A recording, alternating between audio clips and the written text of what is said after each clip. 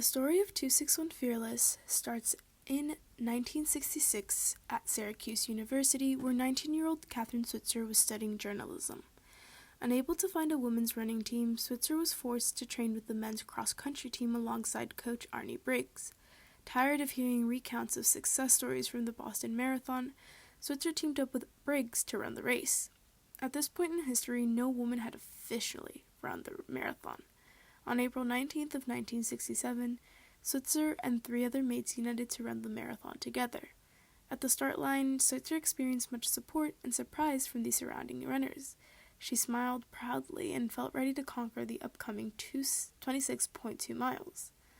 Everything went smoothly at first, with Switzer finding her tempo, but by mile 4, things headed south.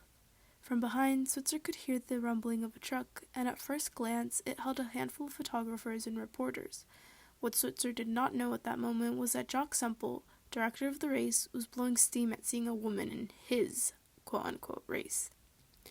Semple, seeing red, ran up to Switzer and attempted to assault her by ripping her 261 bib number. Switzer's running partners all seemed taken aback from the physical altercation, but they managed to rid Switzer of Semple's grasp, allowing Switzer to speed off. Switzer felt embarrassed to have been at the center of the commotion, and while her thoughts of potentially getting arrested were clouding her mind, anger soon took to the forefront. She realized how lucky she was to hold access to the opportunities that allowed her to run as a woman. She knew that she was one of the few who had the liberty to seize their moment, and in the midst of the icy April showers and the anger coursing through her veins, she found a new sense of the life she was meant to fulfill. She knew that in order to inspire other women, she had to show the world that women embodied the same power and rigor that men had. This single moment inspired the creation of 261 Fearless, a global non-profit organization led by women for women. But where does my story become intertwined with 261? Well, when I got the opportunity to conduct an ethnography of the group, my initial thought was to focus on running. See, I grew up fairly athletic. At age 7, my parents signed me up for a recreational soccer team. They wanted to enrich me with outlets outside of school, and coming from a Hispanic household, soccer was an obvious choice.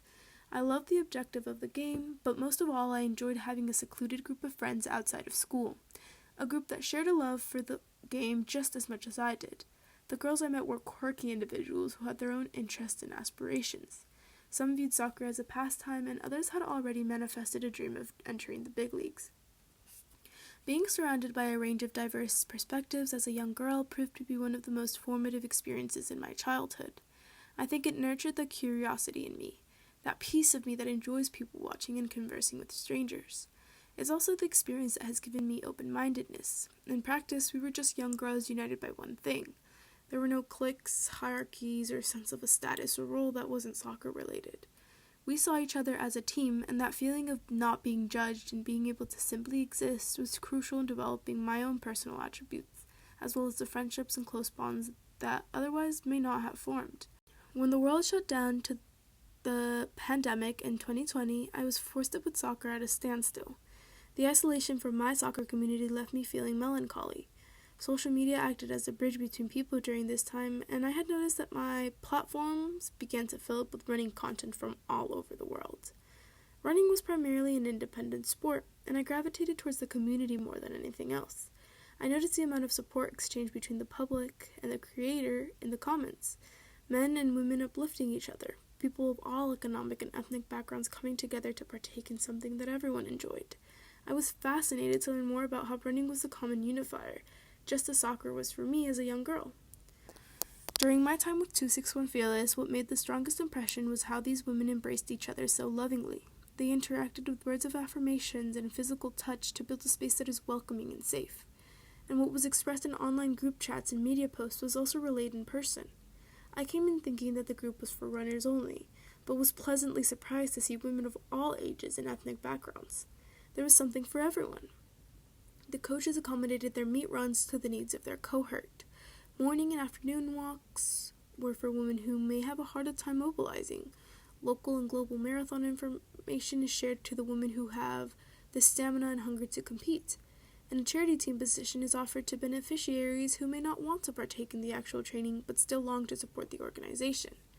There are also supplemental education programs designed to build leadership and business skills specifically for women who may want to become 261 coaches. In all these developments, the organization shows that at their core they fight for a women's choice. They want women to feel confident and included. They want to give women access to quality education. And they want women to be inspired by other women alike. The organization works hard to provide a feeling of belonging and home. They understand the power that a tight-knit community holds, and especially how important it is for women to have a place to grow without pushback or traditional norms being imposed upon them. Historically, the world has been male-dominated, but organizations like 261 Fearless work to dismantle the values and beliefs that have time again prevented women from achieving. They find beauty in the differences of all individuals and don't let themselves be held back by identifiers like race, economic status, or sexual orientations. Through the implementation of fundamental values about community, female empowerment, and choice, 261 Fearless has created a realm of new possibilities for women by creating an environment that is safe, supportive, and conducive to self-growth. In the words of Catherine Switzer herself, and that's how the worst things in your life can become the best things in your life, and how the worst day in your life can become the best day in your life.